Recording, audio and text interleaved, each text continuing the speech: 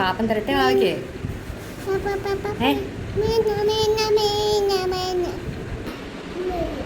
എടുത്തോട്ടെ,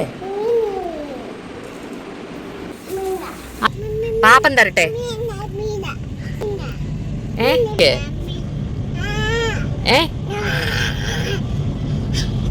പാപ്പം തരട്ടെ വാവയ്ക്ക്. ടോഡ്ലർ ഉള്ള വീട്ടിൽ ഞാനിപ്പോൾ ഈ കാണിച്ച സീൻസൊക്കെ ഭയങ്കര ഫെമിലിയർ ആയിട്ടുള്ള സീൻസ് ആയിരിക്കും. ചില പേരൻസ് ഇങ്ങനെ പറയാറുണ്ട്, എൻ്റെ കുഞ്ഞ് ഭയങ്കര സ്റ്റബേണാണ്, ഒന്നും കേൾക്കുന്നില്ല, എന്ത് പറഞ്ഞാലും നോ എന്നൊക്കെ പറഞ്ഞ് എതിർക്കുകയാണ് ചെയ്യുന്നത്. അപ്പം ഞാൻ ഈ പാരൻറ്റിങ്ങിൽ എന്ത് തെറ്റായിരിക്കും ചെയ്യുന്നത് എന്നൊക്കെ ആയിരിക്കും മിക്ക പേരൻസ് ആലോചിക്കുന്നത്. പക്ഷേ ഒരു പ്രധാനപ്പെട്ട കാര്യം എന്താണെന്ന് വെച്ചാൽ, നമ്മുടെ കുഞ്ഞ് എപ്പോഴും നോ പറയുന്നു എന്ന് വിചാരിച്ചാൽ അതൊരു ബാഡ് ബിഹേവിയർ അല്ല. അത് ടോഡ്ലർ ഡെവലപ്മെൻറ്റിൻ്റെ ഒരു പ്രധാന ഘട്ടമാണ്. കാരണം ഒരു 18 മാസം മുതൽ 3 വയസ്സ് വരെയുള്ള കാലഘട്ടത്തിൽ കുട്ടി ഞാൻ എന്നൊരു ഇൻഡിവിജ്വൽ ആണ് എന്ന് മനസ്സിലാക്കാൻ തുടങ്ങുന്നുണ്ട്. അപ്പോൾ അവരിങ്ങനെ ആലോചിക്കുക, എന്ത് വേണം, എനിക്ക് എന്ത് വേണ്ട, എൻ്റെ ബോഡി, എൻ്റെ ചോയ്സ് എന്നൊക്കെ കുഞ്ഞ് ആദ്യമായിട്ട് എക്സ്പ്ലോർ ചെയ്യാൻ തുടങ്ങുകയാണ്. ഇതിൽ ഇന്ന് കാണാൻ പോകുന്നത് എന്തുകൊണ്ടാണ് ടോഡ്ലേഴ്സ് നോ പറയുന്നത്, അതുപോലെ അങ്ങനെ അവർ നോ പറയുമ്പോൾ പേരൻസ് എന്ന രീതിയിൽ നമ്മൾ എങ്ങനെയാണ് അതിനെ കറക്റ്റ് ചെയ്യേണ്ടത് അല്ലെങ്കിൽ എങ്ങനെയാണ് അതിനെ ഗൈഡ് ചെയ്യേണ്ടത് എന്നാണ് ഞാൻ ഈ വീഡിയോയിലൂടെ എക്സ്പ്ലെയിൻ ചെയ്യാൻ പോകുന്നത്. ഇതുവരെ ഫോളോ ചെയ്യാത്തവരാണെങ്കിൽ സബ്സ്ക്രൈബ് ചെയ്യുക, ആ ബെല്ലൈക്കൺ ഒന്ന് അമർത്തുക. അപ്പോൾ നമുക്ക് വീഡിയോയിലോട്ട് പോകാം. ഒരു കുഞ്ഞ് ജനിക്കുമ്പോൾ അവരുടെ ലോകം പ്രധാനമായിട്ടും കെയർ ഗീവർ, അമ്മ, അച്ഛന് അല്ലെങ്കിൽ ആരാണോ കൂടുതലും നോക്കുന്നത് അങ്ങനെയായിരിക്കും. പക്ഷേ അവർ വൺസ് ഒരു ടോഡ്ലർ സ്റ്റേജിലേക്ക് കടക്കുമ്പോൾ വലിയൊരു ഡെവലപ്മെൻറ്റൽ ചേഞ്ചാണ് നടക്കുന്നത്. കുഞ്ഞ് മനസ്സിലാക്കി തുടങ്ങുകയാണ്, അമ്മയിൽ നിന്നും വേറിട്ടൊരു വ്യക്തിയാണ് ഞാൻ, എനിക്ക് എൻ്റേതായിട്ടുള്ള കുറേ പ്രെഫറൻസസ് ഉണ്ടാകാം, എനിക്ക് ഇഷ്ടമുള്ളതുണ്ട്, ഇഷ്ടമില്ലാത്തതുണ്ട്. അപ്പോൾ അത് സെൽഫ് ഡെവലപ്മെൻറ്റിൻ്റെ പ്രധാന ഘട്ടമാണ്. പക്ഷേ കുഞ്ഞിന് അവരുടെ ഫീലിങ്സ് എപ്പോഴും പറയാൻ പറ്റുന്ന വരില്ലല്ലോ, കാരണം അത്രയും വേർഡ്സ് അവർ ഫെമിലിയർ ആയിരിക്കില്ല. അതുകൊണ്ട് തന്നെ അവർ ഈ നോ, വേണ്ട, ഇല്ല, ഞാൻ ചെയ്യില്ല എന്നിങ്ങനെ കുഞ്ഞ് ഫ്രേസസ് ആയിട്ടായിരിക്കും നമ്മളോട് പറയുന്നത്. അപ്പോൾ അത് എപ്പോഴും ഈ അമ്മയെ അനുസരിക്കില്ല എന്നൊരു മെസ്സേജ് ആയിരിക്കത്തില്ല കൊച്ചു തരുന്നത്. പക്ഷേ അവർ ഇത് പറയുന്നത് അവർക്കൊരു ചോയ്സ് ഉണ്ട്, കുഞ്ഞെന്ന നിലയിൽ എനിക്കൊരു ചോയ്സ് ഉണ്ട് എന്നുള്ളതായിരിക്കും അവരുടെ പോയിന്റ് ഓഫ് വ്യൂവിൽ. രണ്ടാമത്തെ കാര്യം നമ്മൾ മനസ്സിലാക്കേണ്ടത്, ടോഡ്ലർ ബ്രെയിൻ എന്ന് പറയുന്നത് എപ്പോഴും അണ്ടർ കൺസ്ട്രക്ഷൻ ആണ്. കാരണം ടോഡ്ലർ ബ്രെയിൻ നമ്മൾ അഡൾട്ട് ബ്രെയിനെ പോലെ ഫുള്ളി ഡെവലപ്ഡ് അല്ല. പ്രത്യേകിച്ചും അവരുടെ പ്രീ ഫ്രോണ്ടൽ കോർട്ടെക്സ് എന്ന് പറയുന്ന ഏരിയ, അത് ഇമ്പൾസ് കൺട്രോളിങ്ങിനും പ്ലാനിങ്ങിനും ഇമോഷണൽ റെഗുലേഷനും ഒക്കെ ഉൾപ്പെടുന്ന ഭാഗമാണ്. അപ്പോൾ അതിങ്ങനെ വികസിച്ചു കൊണ്ടേയിരിക്കുകയാണ്. അതുകൊണ്ട് തന്നെ നമ്മളിപ്പോൾ എക്സാമ്പിൾ പറയുകയാണ്, ഇപ്പോൾ കളി നിർത്തണം, നമുക്ക് കഴിക്കാൻ പോകണം എന്ന് പറഞ്ഞാൽ അവരുടെ ബ്രെയിൻ കേൾക്കുന്നത് എനിക്ക് കളിച്ചേ പറ്റുള്ളൂ എന്നുള്ള നിലയിലാണ്. അപ്പോൾ അതവർക്ക് അണ്ടർസ്റ്റാൻഡ് ചെയ്യാൻ കഴിയുന്നില്ല എന്നല്ല, പക്ഷെ അണ്ടർസ്റ്റാൻഡ് ചെയ്യാനും അതിലോട്ട് റെഗുലേറ്റ് ചെയ്യാനൊന്നും പറ്റുന്നില്ല. അതുകൊണ്ട് തന്നെ അവരതൊരു ഫ്രസ്ട്രേഷൻ ആയിട്ടായിരിക്കും കാണിക്കുന്നത്. അവർക്ക് കളി നിർത്തേണ്ട, അവർ കരച്ചിലോട്ട് പോവുക, അവർക്ക് നിലവിരലിക്കുക, അല്ലെങ്കിൽ കളിപ്പാട്ട് എറിയുക, അടിക്കുക, ഓറിൽ കിടന്ന് ഉരുളുക, അതൊക്കെയാണ്. അപ്പോൾ നമുക്ക് തന്നെ തോന്നും എന്തിനാ ഇത്രയും വലിയ റിയാക്ഷൻ ഇടുന്നത്. നമ്മൾ മനസ്സിലാക്കേണ്ടത്, അങ്ങനെ നമ്മൾ ഇമോഷൻ ഒന്ന് റെഗുലേറ്റ് ചെയ്ത് റിയാക്ട് ചെയ്യത്തക്ക വണ്ണം അവരുടെ ബ്രെയിൻ വളർന്നിട്ടില്ല. ഇനി മൂന്നാമതായിട്ട് മനസ്സിലാക്കേണ്ട കാര്യം, ഈ നോ എന്ന് പറയുന്നത് അതൊരു ഓട്ടോണമിയുടെ ഭാഗമായിട്ടാണ്. ഓട്ടോണമി എന്നൊരു വേർഡ് എന്ന് പറഞ്ഞാൽ എനിക്ക് എൻ്റെ കാര്യങ്ങളിൽ കൺട്രോൾ വേണം, അതായത് ഞാൻ ചെയ്യുന്ന എൻ്റെ ജീവിതത്തിൽ എനിക്കൊരു കൺട്രോൾ വേണം എന്നുള്ളതാണ് ഓട്ടോണമി. അപ്പോൾ അത് കുട്ടികൾക്ക് മാത്രമല്ല, നമുക്കായാലും അങ്ങനെ തന്നെയാണ്. ഇപ്പോൾ ഒരാൾ നമ്മളോട് ഇപ്പം നിങ്ങൾ കഴിക്കണം, നിങ്ങൾ ഇപ്പോൾ തന്നെ കുളിച്ചാൽ മതി, അപ്പോൾ ഇത് മാത്രമേ ഡ്രസ്സ് ഇടാൻ പാടുള്ളൂ എന്നിങ്ങനെ നമ്മളൊരാൾ കൺട്രോൾ ചെയ്തുകൊണ്ടിരുന്നാൽ നമുക്ക് എന്തായാലും ഇഷ്ടപ്പെടാൻ പോകുന്നില്ല. അപ്പോൾ ടോഡ്ലർ എന്ന അവസ്ഥയിൽ അവർ ലൈഫിൽ ആദ്യമായിട്ട് മനസ്സിലാക്കുകയാണ് അവർ വേറൊരു ഇൻഡിവിജ്വൽ ആണ്, അവർക്ക് അവരുടേതായിട്ടുള്ള ഡിസിഷൻസ് എടുക്കാൻ പറ്റും എന്നുള്ളത്. അപ്പോൾ നമ്മൾ എപ്പോഴും കൺട്രോൾ ചെയ്യാൻ പോയാൽ അവർ അതിനെ എതിർക്കാൻ ശ്രമിക്കും. അത് അവരുടെ ലിമിറ്റഡ് വൊക്കാബുലറിയിൽ നിന്നുകൊണ്ട് അവർ നോ എന്ന് പറയുന്ന ഒരു വേർഡിലായിരിക്കും ലിമിറ്റ് ചെയ്യുന്നത്. അതിൻ്റെ മീനിങ് അവരുടെ ഭാഷയിൽ അവർക്ക് അവരുടെ ലൈഫിൽ കുറച്ച് കൺട്രോൾ വേണം എന്നുള്ളതായിരിക്കും. അപ്പോൾ നമുക്ക് വീണ്ടും ഒരു ഡൗട്ട് വരാം, അപ്പോൾ ഇത് ഓട്ടോണമി ആണെങ്കിൽ എല്ലാ നോയും നമ്മൾ യെസ് എന്ന് പറഞ്ഞ് അംഗീകരിക്കണോ എന്നുള്ളത് പാരൻസിൻ്റെ ഒരു ഡൗട്ടായിരിക്കും. പാരൻസ് മനസ്സിലാക്കണം, ഓട്ടോണമി സപ്പോർട്ട് ചെയ്യുക എന്നുള്ളത് ഒരു പെർമിസീവ് പാരൻറ്റിങ് അല്ല. കുട്ടിക്ക് ഫ്രീഡം കൊടുക്കേണ്ട സ്ഥലത്ത് ഫ്രീഡം കൊടുക്കാം, പക്ഷേ നമ്മൾ സേഫ്റ്റി, ഹെൽത്തി ആയിട്ടുള്ള ബൗണ്ടറീസ് പാരൻസ് സെറ്റ് ചെയ്യേണ്ടതുണ്ട്. ഉദാഹരണത്തിന് നമ്മൾ റോഡിലേക്ക് ഓടിപ്പോകാൻ പാടില്ല, ഹോട്ടായിട്ടുള്ള ഒരു ചൂട് പാത്രത്തിൽ നമ്മൾ തൊടരുത്, കാർ സീറ്റിൽ ഇരിക്കണം. ഇതെല്ലാം ഹെൽത്തി എൻവയോൺമെൻറ്റ് സൃഷ്ടിച്ച് ബൗണ്ടറി സെറ്റ് ചെയ്യുക എന്നുള്ളതാണ് നമ്മുടെ ഉദ്ദേശം. അപ്പോൾ നമുക്ക് എങ്ങനെ ഇത് ബൗണ്ടറി സെറ്റ് ചെയ്യാം, അല്ലെങ്കിൽ അവരുടെ ഓട്ടോണമിയെ ഡിസ്റ്റർബ് ചെയ്യാണ്ട് നമുക്ക് എങ്ങനെ ഈ ബൗണ്ടറി സെറ്റിങ്, അത് നമ്മൾ പറയില്ല, അവർ പോലും അറിയാണ്ട് നമ്മൾ അവരുടെ ലൈഫിൽ എങ്ങനെ ഇത് കൊണ്ടുവരാം എന്നാണ് ആലോചിക്കുന്നത്. അതിനുള്ള പ്രാക്ടിക്കൽ മെത്തേഡ് എന്താണെന്ന് വെച്ചാൽ, ചോയ്സസ് കൊടുക്കാം. നമ്മളൊരു യെസ് ഓർ നോ ക്വസ്റ്റ്യൻ ആയിട്ട് അവതരിപ്പിക്കാണ്ട് ചോയ്സസ് കൊടുത്ത് നമുക്ക് അവതരിപ്പിക്കാം. ഫോർ എക്സാമ്പിൾ, നമ്മൾ ഈ ഡ്രസ്സ് ഇടുമോ, അപ്പോൾ അതൊരു യെസ് ഓർ നോ ക്വസ്റ്റ്യൻ. അത് ചോദിക്കുന്നതിന് പകരം മോന് ഗ്രീൻ ഡ്രസ്സ് വേണോ ബ്ലൂ ഡ്രസ്സ് വേണോ എന്ന് ചോദിക്കാം. ഫുഡ് കഴിക്കാൻ വാ എന്ന് പറയുന്നതിന് പകരം ഇപ്പോൾ ചോറ് വേണോ മുട്ട വേണോ, അതോ ഇപ്പോൾ ഏത് ഫ്രൂട്ടാണ് വേണ്ടത് എന്ന് പറയുന്നതിന് പകരം മോന് ആപ്പിൾ വേണോ അതോ പഴം വേണോ എന്നൊക്കെ ചോദിക്കാം. അപ്പോൾ ഇതൊരു ചോയ്സസ് കൊടുക്കുന്നതാണ്. ഈ സ്ട്രാറ്റജിയുടെ വേറൊരു ഇമ്പോർട്ടൻസ് എന്താണെന്ന് വെച്ചാൽ, നമ്മൾ കുഞ്ഞിനെ ഇവരുടെ ഡിസിഷൻ മേക്കിങ്ങിന് നമ്മളൊരു ബേസ് ഇട്ട് കൊടുക്കുകയാണ്.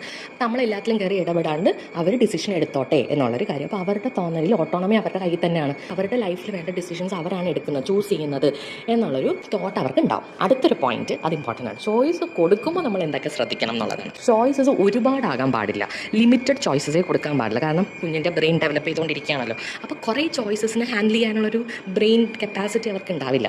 നമുക്ക് ഈ സ്പൂണിൽ നിന്ന് ഏതാ വേണ്ടത്, അല്ലെങ്കിൽ ഈ ഡ്രസ്സിന് ഏതാ ഇടുന്നത് എന്ന് ചോദിക്കാണ്ട് നമ്മൾ ഈ ചോയ്സസ് രണ്ടിലേക്ക് ലിമിറ്റ് ചെയ്യുക. കാരണം അങ്ങനെ ചെയ്ത് കഴിഞ്ഞാൽ കുഞ്ഞ് കൂടുതൽ കൺഫ്യൂസ്ഡ് ആകാനാണ് സാധ്യത. അതുകൊണ്ട് 2 റീസണബിൾ ആയിട്ടുള്ള ചോയ്സസ് മാത്രമേ കൊടുക്കാൻ പാടുള്ളൂ. ഇത് രണ്ടും വേണ്ട എന്ന് പറഞ്ഞാൽ പറയാൻ പറ്റില്ല എന്നല്ല പറയേണ്ടത്. ഇപ്പോൾ നമ്മൾ ഇപ്പോൾ 2 കപ്പ് കൊടുക്കുകയാണ്, അതായത് ബ്ലൂ കപ്പ് വേണോ ഗ്രീൻ കപ്പ് വേണോ എന്ന് ചോദിക്കുവാണെങ്കിൽ കുഞ്ഞിപ്പോൾ എനിക്ക് വേണ്ട എന്നാണ് പറയുന്നതെങ്കിൽ, അയ്യോ പക്ഷേ വെള്ളം കുടിക്കണമല്ലോ പൊന്നാ, വെള്ളം കുടിക്കാൻ ഇപ്പോൾ ഏത് കപ്പാണ് ഉപയോഗിക്കുക, നമ്മൾ ബ്ലൂ കപ്പാണോ ഗ്രീൻ കപ്പാണോ എന്ന് ഒന്നുകൂടെ റിപ്പീറ്റ് ചെയ്യുക. അവർക്ക് ഈ ക്വസ്റ്റ്യൻ പ്രോസസ്സ് ചെയ്യാനുള്ളൊരു ടൈമായിരിക്കും. നമ്മൾ 2 വട്ടം റിപ്പീറ്റ് ചെയ്യുമ്പോൾ കുഞ്ഞിന് മനസ്സിലാവും, ഓക്കെ എനിക്കൊരു ചോയ്സ് എടുത്തേ പറ്റുള്ളൂ എന്നുള്ളൊരു നിലയിലാകുമ്പോൾ അവരൊന്ന് ചൂസ് ചെയ്യും. വേറൊരു ഇമ്പോർട്ടൻറ്റ് മിസ്റ്റേക്സ് നമ്മളെ പേരൻസ് ചെയ്യുന്നത് എന്താണെന്ന് വെച്ചാൽ, ഇപ്പോൾ ഒരു കുഞ്ഞ് നോ പറയുകയാണ്, കണ്ടിന്യൂസ്ലി നോ പറഞ്ഞുകൊണ്ടിരിക്കുകയെന്ന് വിചാരിക്കുക. കഴിക്കാൻ പോകണോ നോ, അല്ലെങ്കിൽ വെള്ളം കുടിക്കണോ നോ എന്നിങ്ങനെ പറഞ്ഞുകൊണ്ടിരിക്കുകയാണെങ്കിൽ പേരൻസ് പറയും, എന്തിനാ ഇത്രയും നോ പറയുന്നത്, എന്തിനാ എപ്പോഴും ഇങ്ങനെ നോ പറയുന്നത് പൊന്നാ, അല്ലെങ്കിൽ എപ്പോഴും ഇങ്ങനെ എന്തിനാ ചെയ്യുന്നത് എന്നോട് എന്നൊക്കെ ചോദിക്കുമ്പോൾ കുഞ്ഞുങ്ങൾക്ക് അത് ഒരു ഫ്രസ്ട്രേഷനാണ്. പേരൻസ് ഫ്രസ്ട്രേഷൻ ആകുമ്പോൾ ടോട്ടലേഴ്സ് കൂടുതൽ ഡിസ്റെഗുലേറ്റഡ് ആണ് ചെയ്യുന്നത്. അപ്പോൾ അത് വഴി അവരുടെ വീണ്ടും അപ്പോൾ അത് കുഞ്ഞുങ്ങളുടെ ഒരു ഫ്രസ്ട്രേഷനായിട്ട് വരും, അത് വലിയൊരു യുദ്ധക്കളമായിട്ട് മാറും. അപ്പം നമ്മൾ മനസ്സിലാക്കേണ്ട കാര്യം എന്താണെന്ന് വെച്ചാൽ, ടോട്ടലേഴ്സ് ഈ കാണിക്കുന്ന ഇമോഷണൽ സ്റ്റോമൽസ് ആ ഒരു ഫേസിൽ നമ്മുടെ അഡൾട്ടിൻ്റെ നെർവസ് സിസ്റ്റം നമ്മളെങ്ങനെ റിയാക്ട് ചെയ്യുന്നു എന്നുള്ളതാണ് അവിടുത്തെ ആങ്കറായിട്ട് നമുക്ക് കാണാൻ പറ്റുക. കാരണം നമ്മൾ നല്ല ശാന്തമായിട്ട് ഇരുന്ന് കഴിഞ്ഞാൽ അവരും അത് അബ്സോർബ് ചെയ്യും. ഓക്കെ അമ്മ ഇത്രയും കൂളായിട്ടാണല്ലോ ഇരിക്കുന്നത് എന്നുള്ള നിലയിൽ അവരും അത് മനസ്സിലാക്കാൻ ശ്രമിക്കും. നമ്മൾ പറയുമ്പോൾ നല്ല കാമായിട്ട് പറയുക, ഷോർട്ട് സെൻറ്റൻസസേ പറയാൻ പാടുള്ളൂ. ഓക്കെ ഇപ്പോൾ ചെയ്തേ പറ്റുള്ളൂ എന്നിങ്ങനെ ഒരു ഫേം ആയിട്ട് പറയുക, പക്ഷേ അത് ഭയങ്കര ഉച്ചത്തിലോ ഭയങ്കര ലൗഡായിട്ടോ അല്ലാണ്ട് കാം വോയിസിൽ പറയുക. അതുപോലെ കുഞ്ഞുങ്ങളിങ്ങനെ ഫ്രസ്ട്രേറ്റഡ് ആയിട്ട് കുഞ്ഞുങ്ങൾ നോ പറഞ്ഞുകൊണ്ടേ ഇരിക്കുകയാണെങ്കിൽ നമ്മൾ പോയിട്ട് എക്സ്പ്ലനേഷൻ കൊടുക്കാൻ പാടില്ല. ഇപ്പോൾ ഫുഡ് കഴിച്ചേ പറ്റുള്ളൂ, ഫുഡ് കഴിച്ചില്ലെങ്കിൽ പിന്നെ വിശന്ന് കഴിഞ്ഞാൽ അങ്ങനെയാണ്, ന്യൂട്രീഷൻ കിട്ടില്ല, അങ്ങനെ വലിയ ലെക്ചേഴ്സ് എടുത്തു കഴിഞ്ഞാൽ ഇവരുടെ ബ്രെയിൻ ഇത് പ്രോസസ്സ് ചെയ്യാൻ പറ്റില്ല. കാരണം നമ്മളും ദേഷ്യപ്പെട്ട് നിൽക്കുവാണെങ്കിൽ ആരെങ്കിലും വന്നാൽ നമ്മളോട് ലെക്ചർ ചെയ്ത് കഴിഞ്ഞാൽ നമുക്ക് ഇഷ്ടപ്പെടത്തില്ലല്ലോ. അതേപോലെ തന്നെയുള്ള കുട്ടികൾ. അടുത്തൊരു പാരൻറ്റിങ് മിസ്റ്റേക്ക് എന്താണെന്ന് വെച്ചാൽ, ഈ നോ പറഞ്ഞു എന്ന് വെച്ചിട്ട് കുഞ്ഞിനെ പണിഷ് ചെയ്യേണ്ടതുണ്ടോ. ഇപ്പോൾ നിങ്ങൾക്ക് ഇത്രയും കേട്ടതിൽ നിന്ന് തന്നെ മനസ്സിലാവും, ഈ നോ എന്ന് പറയുന്നത് അവർ ഡെലിബറേറ്റ്ലി പറയുന്നതല്ല. ഡെവലപ്മെൻറ്റൽ ഫേസിൽ വരുന്ന ഒരു റിയാക്ഷനാണ് ഈ നോ, അല്ലെങ്കിൽ ഓട്ടോണമി കണ്ടുപിടിക്കുന്നതിൻ്റെ ഇടയിലുള്ളതാണ്. അതുകൊണ്ട് തന്നെ ഒരിക്കലും പണിഷ് ചെയ്യരുത്. ബിഹേവിയറിനെ നമ്മൾ ഡിസ്റെസ്പെക്റ്റ് ചെയ്യുന്ന ഒരു ലെവലാണ് ആവുന്നത്. ആക്ച്വലി അവരുടെ ഓട്ടോണമി പ്രാക്ടീസ് ചെയ്യുന്നതാണ്. ബിഹേവിയറിൻ്റെ ഫംഗ്ഷൻ മനസ്സിലാക്കാൻ ശ്രമിക്കുക. ഇപ്പോൾ ചിലർ കണ്ടിന്യൂസ്ലി ഒരു തരത്തിൽ കുഞ്ഞ് ഭയങ്കര ഫ്രസ്ട്രേറ്റഡ് ആയിട്ട് തന്നെ എപ്പോഴും ബിഹേവ് ചെയ്യുവാണെങ്കിൽ മേ ബി അതിൻ്റെ റീസൺ മനസ്സിലാക്കാൻ ശ്രമിക്കുക. അവരിന് വിശന്നിട്ടാണോ, അവർക്ക് ഉറക്കം വരുന്നുണ്ടോ, അവരിന് ഓവർ സ്റ്റിമുലേറ്റഡ് ആണോ എന്നുള്ളത് മനസ്സിലാക്കുക. അപ്പോൾ എന്താണ് കാരണം എന്ന് മനസ്സിലാക്കി അതിനനുസരിച്ച് ബിഹേവ് ചെയ്ത് കഴിഞ്ഞാൽ ഒരു പരിധിവരെ അവരെ ഒന്ന് കാമാക്കാൻ പറ്റും. നമ്മൾ ഈ നോ പറയുന്നത് എപ്പോഴാണെന്ന് വെച്ചാൽ അവരുടെ ട്രാൻസിഷൻസ് അവർക്ക് ഭയങ്കര ബുദ്ധിമുട്ടായിരിക്കും. അതായത് പെട്ടെന്നുള്ള ട്രാൻസിഷൻസ്. എക്സാമ്പിൾ പറയുവാണെങ്കിൽ അവർ കളിച്ചുകൊണ്ടിരിക്കുകയെന്ന് വിചാരിക്കാം, അത് നമ്മൾ പെട്ടെന്ന് പോയിട്ട് വാ മതി കളി നിർത്താം പോയിട്ട് പോകാം എന്ന് പറയുമ്പോൾ അവരെന്തായിരിക്കും, പറ്റില്ല നോ എന്നേ പറയുള്ളൂ. അതിന് പകരം അവരെ പതുക്കെ ട്രാൻസിഷൻ ആയിട്ട് ഈ സ്റ്റേജിൽ നിന്ന് പുറത്തു കൊണ്ടുവരിക. കളിച്ചുകൊണ്ട് നിൽക്കുന്ന കുട്ടിയോട് ഒരു 15 മിനിറ്റിന് മുന്നേ പോയി പറയുക, ഇപ്പോൾ 2 വട്ടം നമ്മൾ അതുവരെ നടന്നു കഴിഞ്ഞാൽ നമ്മൾ വീട്ടിൽ പോകും, അല്ലെങ്കിൽ 2 വട്ടം നമ്മൾ സ്വിങ്ങിൽ ആടിക്കഴിഞ്ഞാൽ നമ്മൾ വീട്ടിലേക്ക് പോകും എന്നുള്ളത് മനസ്സിലാക്കി കൊടുക്കുക.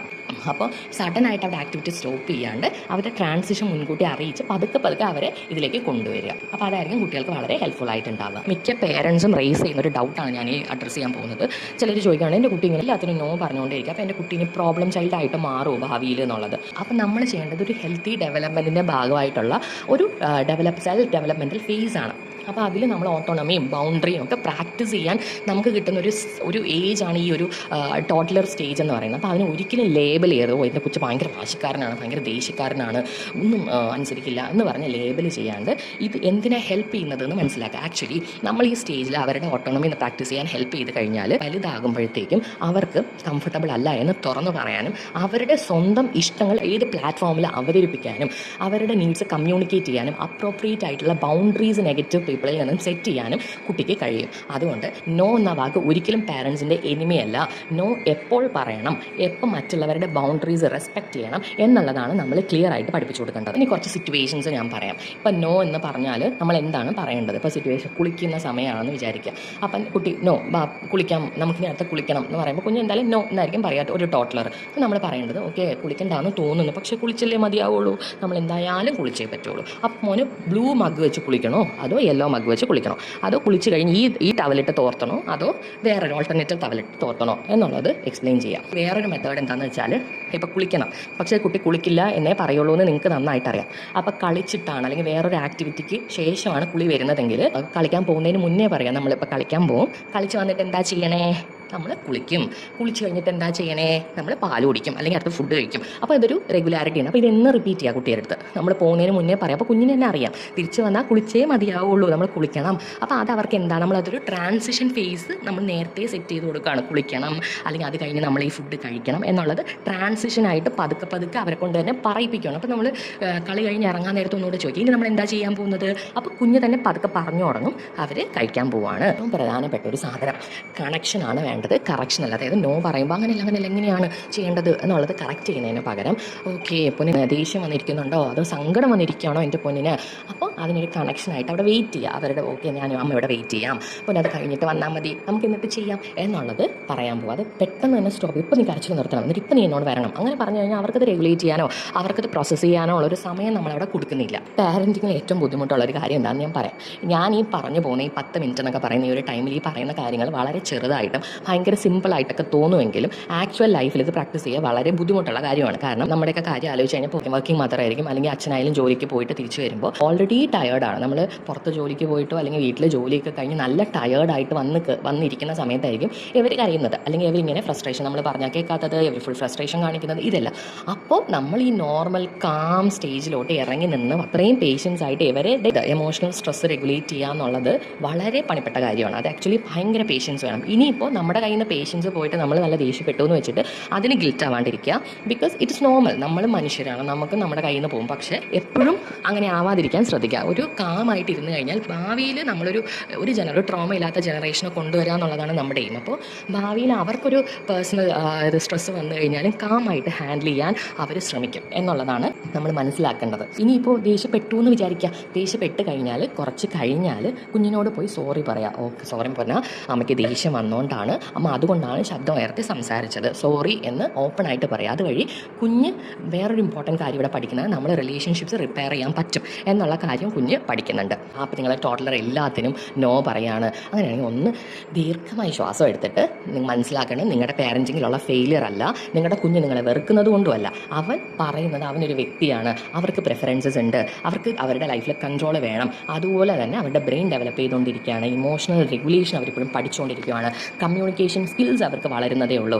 അതുകൊണ്ട് നമ്മുടെ ജോലി നോ എന്നുള്ള ഫ്രേസ് ഇല്ലാതാക്കുക എന്നല്ല, അതിനെ സ്ലോലി ഗൈഡ് ചെയ്ത് ചോയ്സ് നൽകിക്കൊണ്ട് ഒരു ഹെൽത്തി ബൗണ്ടറീസ് അവരുടെ ലൈഫിൽ സെറ്റ് ചെയ്യുക എന്നുള്ളതാണ്. അതോടൊപ്പം അവരുടെ ഫീലിങ്സിനെ വാലിഡേറ്റ് ചെയ്ത് കാമായിട്ട് നമ്മൾ റെസ്പോണ്ട് ചെയ്യുക എന്നുള്ളതാണ്. ഇനി അവസാനം എനിക്കൊരു പോയിന്റ് പറയാനുള്ളത്, ഇനി എവിടെയെങ്കിലും ഒരു ടോട്ടലർ അല്ലെങ്കിൽ ഒരു കുട്ടി നോ എന്ന് പറയുവാണെങ്കിൽ നിങ്ങൾ ആദ്യം ഇതെന്തൊരു വാശിയുള്ള കുട്ടിയാണ് എന്ന് ഒരിക്കലും ചിന്തിക്കരുത്. അങ്ങനെ ഒരിക്കലും ഒരു കുട്ടീനെ ലേബൽ ചെയ്യരുത്. എൻ്റെ കുഞ്ഞ് ഇപ്പോൾ ഓട്ടോണമി പഠിക്കുകയാണ്, അവൻ്റെ ഇഷ്ടങ്ങളും അവൻ്റെ ചോയ്സസും തിരിച്ചറിഞ്ഞുകൊണ്ടിരിക്കുകയാണ് എന്ന് മനസ്സിലാക്കുക. നിങ്ങളുടെ കുഞ്ഞിപ്പോൾ എല്ലാത്തിനും നോ പറയുന്ന ഫേസ്, അങ്ങനെയെങ്കിൽ നോ ഫേസ് എന്ന് കമൻറ്റ് ബോക്സിൽ കമൻറ്റ് ചെയ്യുക. എത്ര പേരാണ് നമ്മൾ ഈ സെയിം ഫേസിൽ കൂടെ കടന്നു പോകുന്നത് അറിയാനുള്ള ഒരു ക്യൂരിയോസിറ്റി കൊണ്ടാണ് ഈ വീഡിയോസ് ഏതെങ്കിലും ടോഡലർ പേരൻസിന് ഹെൽപ്ഫുൾ ആകും എന്ന് നിങ്ങൾക്ക് തോന്നുന്നുണ്ടെങ്കിൽ പ്ലീസ് ഷെയർ ദ വീഡിയോ.